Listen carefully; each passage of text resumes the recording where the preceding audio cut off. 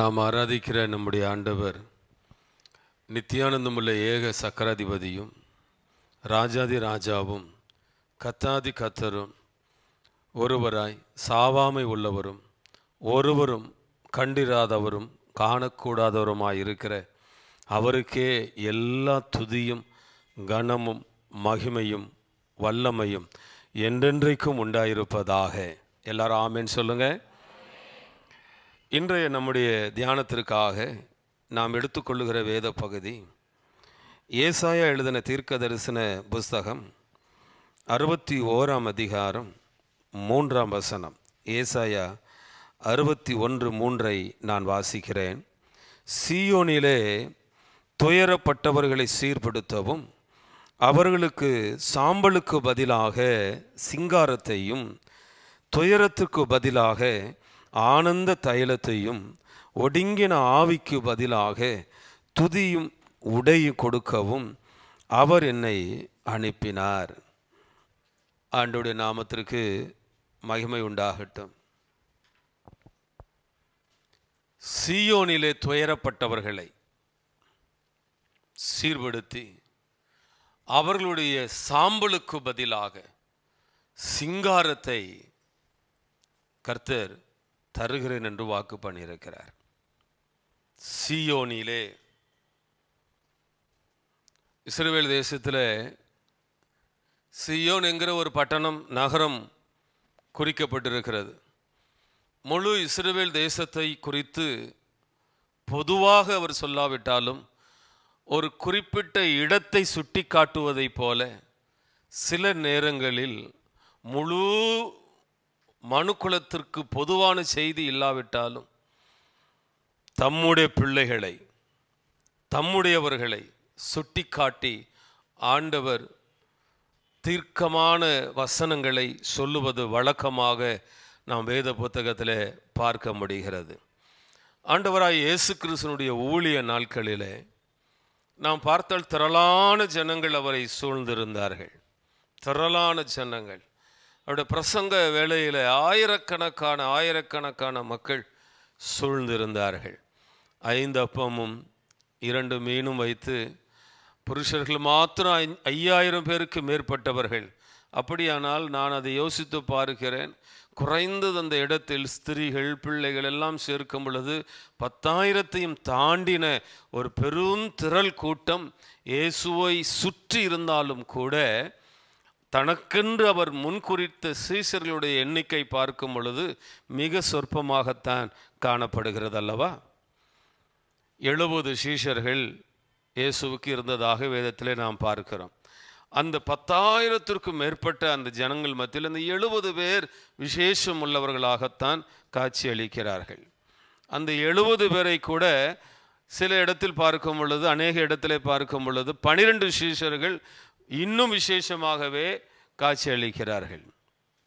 12 சீஷர்கள் இவர்கள் மக்களால் அறியப்பட்டவர்களாய், மக்கள் மத்தியிலே ஆண்டவர் கொண்டு போய் நிறுத்துகிறவர்களாய் சுட்டி காட்டுகிற அளவுக்கு அறிமுகமானவர்கள். நன்றாக கவனிக்க வேண்டும்.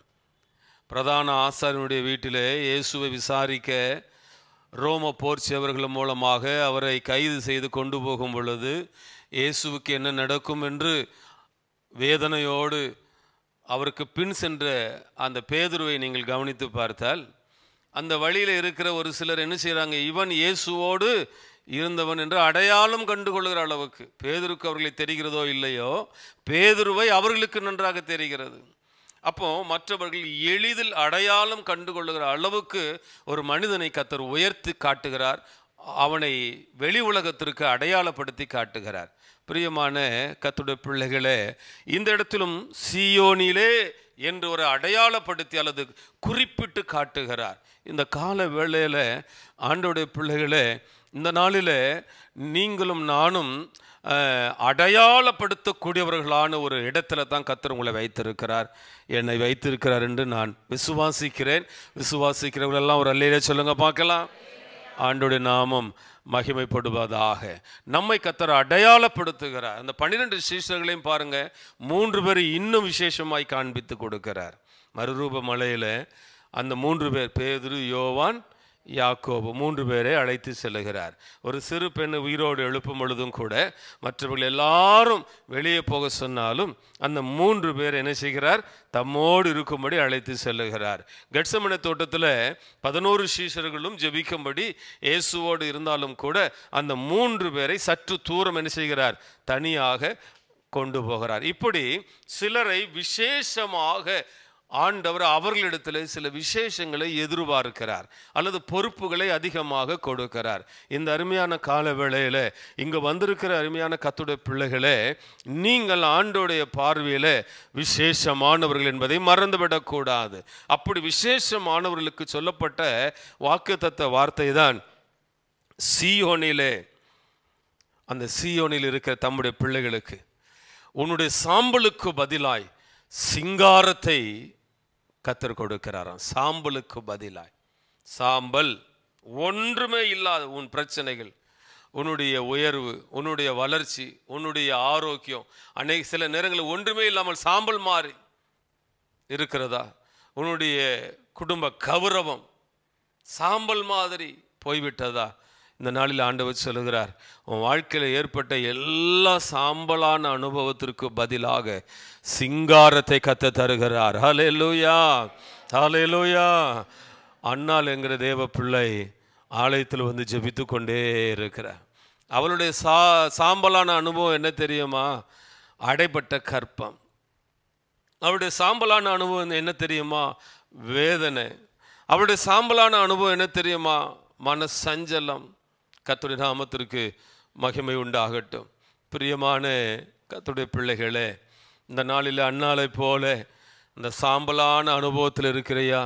உனக்கு ஒரு சிங்காரம். அன்னாளுக்கு என்ன சிங்காரம் தெரியுமா? சாமுவேலை கர்த்தர் சிங்காரமாய் கொடுத்தார். சாராளுக்கு பிள்ளை இல்லாத ஒரு நிலை சாம்பலாய் இருந்தது. அந்த சாராளுக்கு கர்த்தர் ஈசாக் என்கிற ஒரு சிங்காரத்தை கர்த்தர் கொடுத்தார்.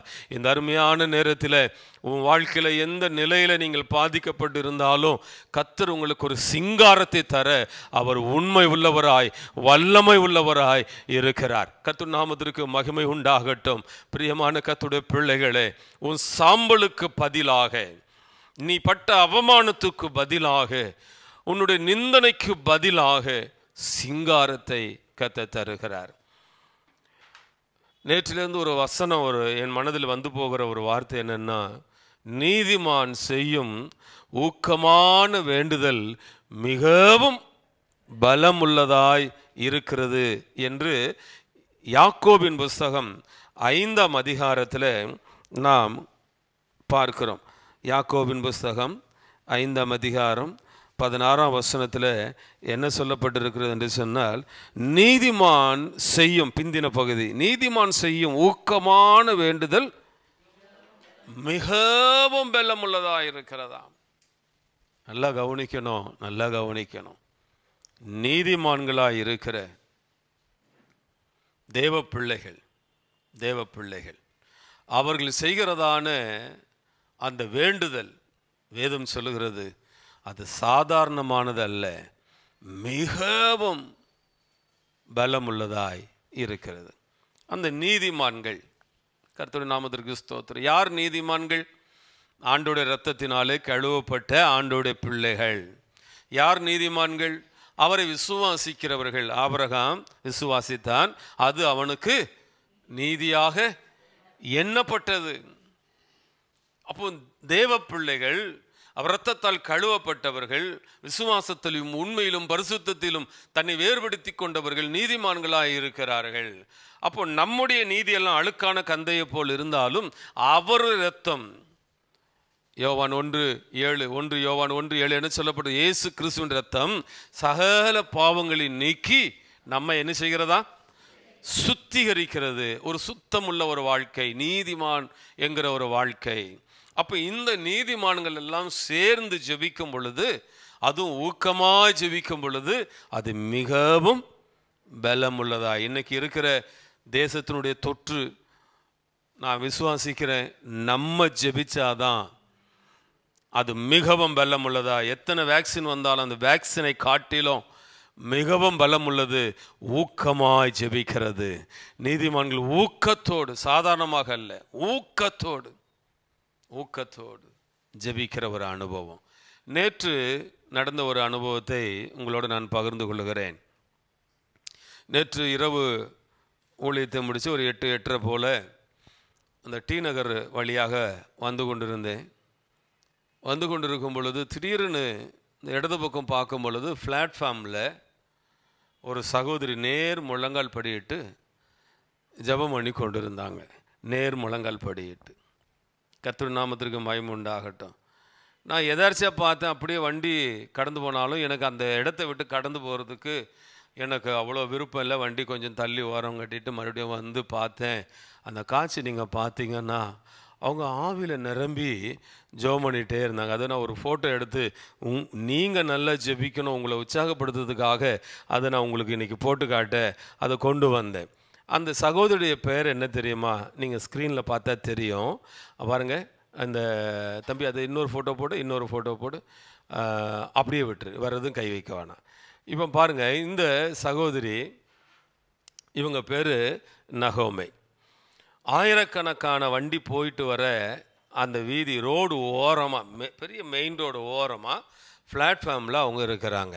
அவங்க மட்டும் இல்லை, அவங்களோட பாருங்கள், நீங்கள் அந்த தெருவில் அந்த பிளாட்ஃபார்ம் முழுவதும் நேற்று நான் பார்த்த பொழுது குறைந்தது ஒரு 10 குடும்பமாகிலும் இருக்கும். கணவன், பிள்ளைகள், மனைவி, இப்படி அங்கங்கே ஒரு 10 அடி இடைவேளையில், 5 அடி இடைவேளையில் அப்படி குரூப்பாக இருக்கிறாங்க. அவங்களுடைய தொழில் என்னென்னா, ரோட்டில் அந்த வியாபாரம் செய்கிறவங்க வண்டி இந்த சிக்னல் நிற்கும் பொழுது அந்த வண்டியினுடைய அந்த கண்ணாடி க்ளீன் பண்ணுறது, அல்லது அந்த கண்ணாடியில் அந்த வெயிலுக்காக அந்த ஒட்டுக்கிற ஒரு அந்த அட்டை, இது போன்ற பொருட்கள் எல்லாம் விற்கிறது தான் அவங்களுடைய வேலை. அப்போ நான் அவங்கள விசாரிக்கும் பொழுது ஆவடியிலேருந்து அவங்க வந்தனால 3 நாள் 4 நாள் இப்படி இங்கே தங்கி வியாபாரம் செய்து அதுக்கப்புறம் வீட்டுக்கு போவாங்க. அதுக்கப்புறம் இன்னொரு இடத்தை இதை போல் தெரிந்து கொண்டு அங்கங்கே வியாபாரம் செய்வது தான் அவங்களுடைய வழக்கம்.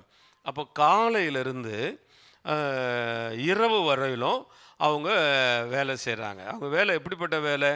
வெயிலில் நடு ரோட்டில் நின்று வியாபாரம் பண்ணுற வேலை. குறைஞ்சது ஒரு நாளைக்கு அவங்க, நான் தோறாமே பார்த்தா 1000 பேர் ஆகிலும் அவங்க என்ன பண்ணுவாங்க, பார்த்துருவாங்க. இந்த 1000 பேரில் 100 பேர்கிட்டையாவது அவங்க அவமானத்தை சம்பாதிப்பாங்க. போமா, அப்படி போமா, தள்ளி போமாம்பாங்க, வேண்டாம்பாங்க.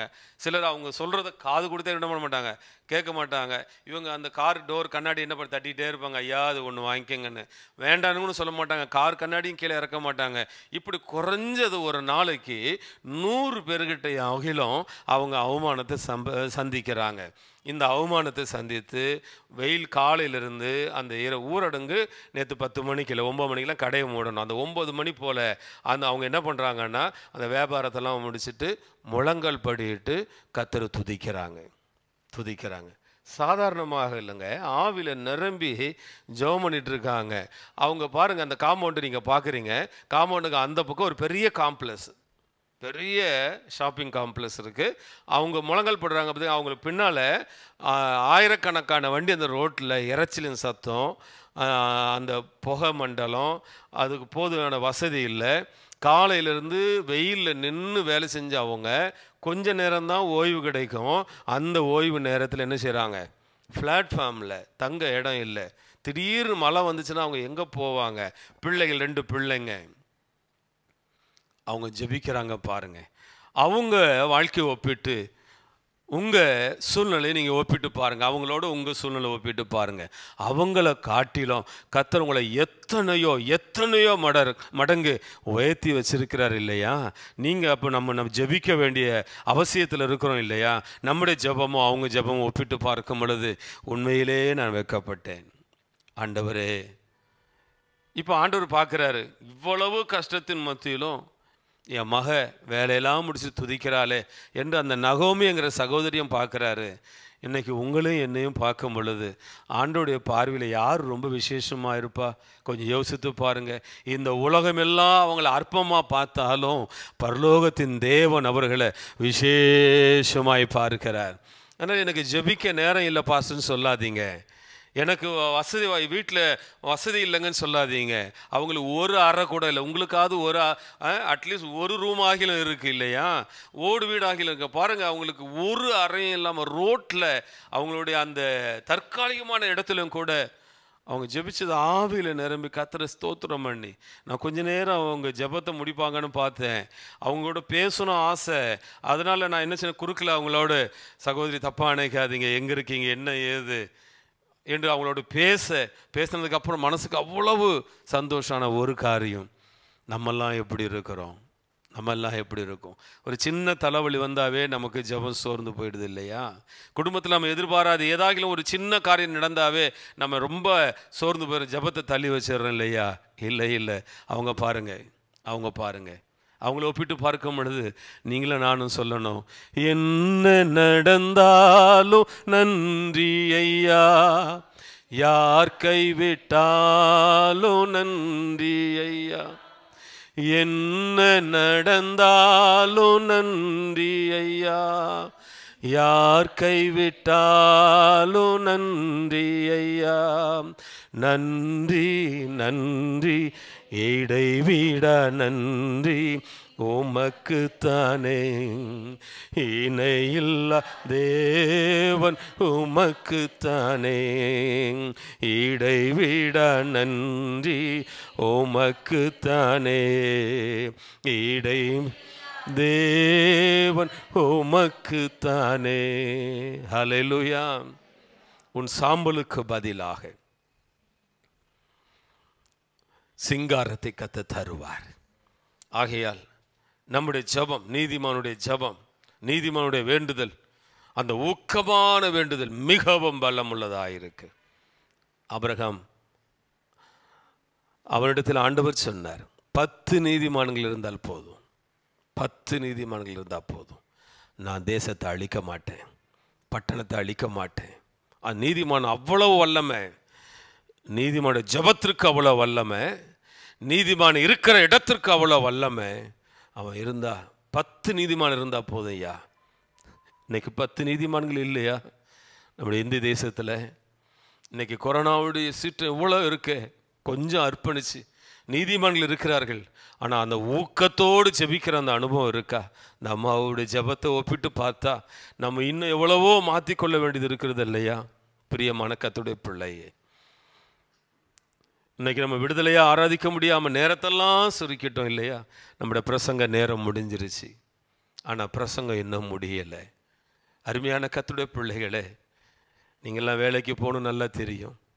நான் இன்னமும் உங்களை இழுத்து உங்களை உட்கார வைக்க சமயம் நமக்கு ஒத்துழைப்பு கொடுக்கல. ஒரே ஒரு வசனத்தை சொல்லி நான் ஜெபத்தில் கடந்து போக விரும்புகிறேன். உன்னத பாட்டு 2:2 என்ன சொல்லுகிறது? முள்ளுகளுக்குள்ளே லீலி புஷ்பம் எப்படி இருக்கிறதோ. வாசிங்க அந்த வசனத்தை. உன்னத பாட்டு 2:2.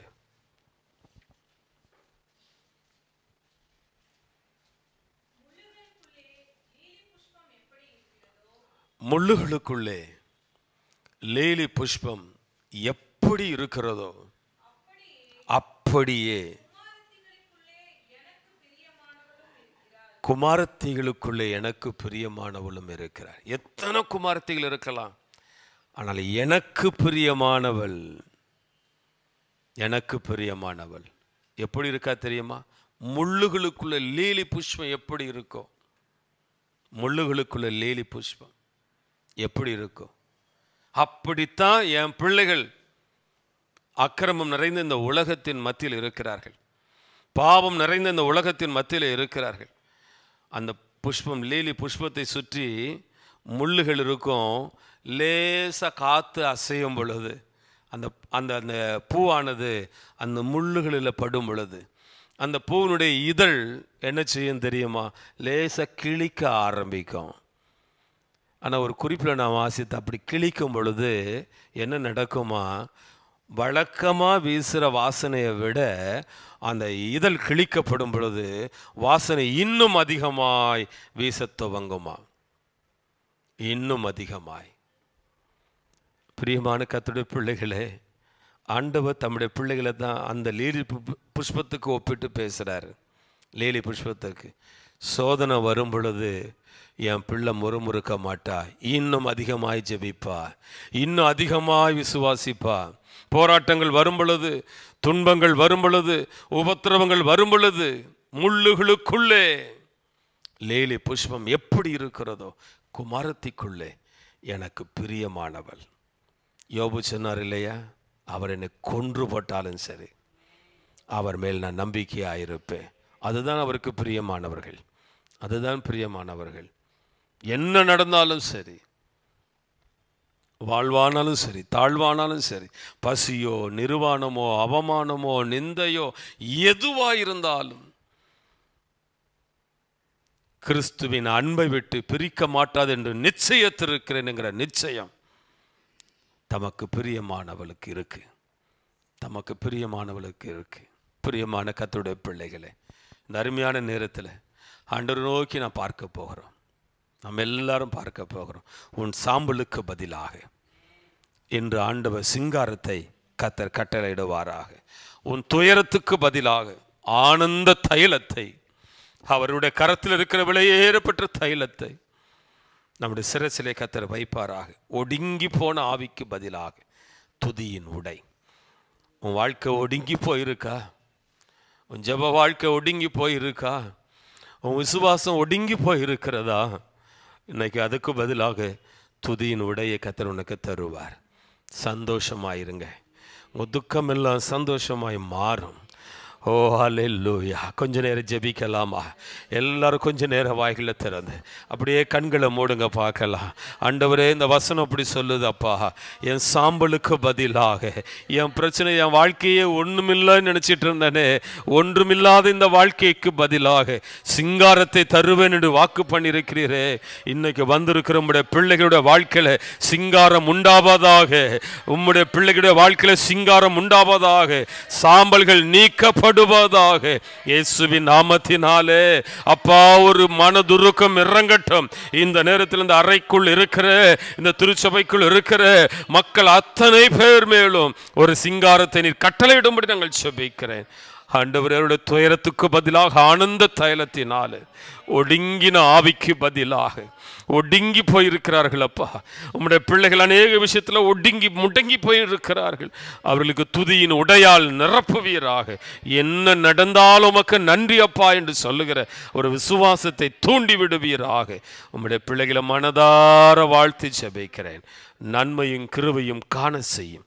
துதி கனமகிமை எல்லாம் ஒருவருக்கே செலுத்துகிறோம். எங்கள் மீட்பு இரட்சகருமாய் இருக்கிற இயேசு கிறிஸ்துவின் விலையேறப்பெற்ற நாமத்தில் ஜெபிக்கிறோம். ஜெபம் கேளும் எங்கள் பரலோக பிதாவே.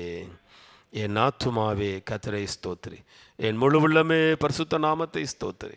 என் ஆத்துமாவே கர்த்தரையே ஸ்தோத்திரி, அவர் செய்த சகல உபகாரங்களையும் மறவாதே. ஆமென். நம்முடைய ஆண்டவராகிய இயேசு கிறிஸ்துவினுடைய கிருபையும் பிதாவாகிய தேவனுடைய அன்பும் பரிசுத்த ஆவியானவருடைய அந்நியோன்ய ஐக்கியமும் சமாதானமும் இன்றும் என்றும் நம் அனைவரோடும் கூட என்றென்றைக்கும் இருப்பதாக. Amen. Hallelujah, hallelujah. Praise the Lord. God bless you. கர்த்தர் உங்களை ஆசீர்வதிப்பாராக.